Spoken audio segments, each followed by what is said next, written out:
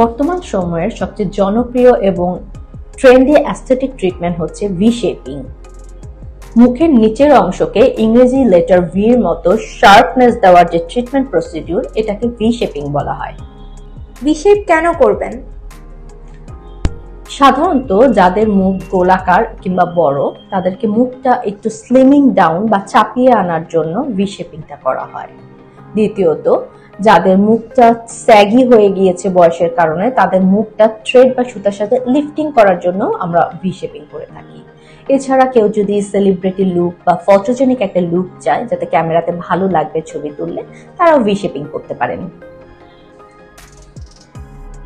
V shape কেন expensive? V shape একটা combination treatment. সাধারণত থ্রেডস, বোটক্স এবং ফিলারের কম্বিনেশন ট্রিটমেন্টের মাধ্যমে আমরা এই প্রসিডিউরটা করে থাকি, তাই ভি শেপটা কিছুটা এক্সপেন্সিভ। একবার ভি শেপ করলে কতদিন থাকে?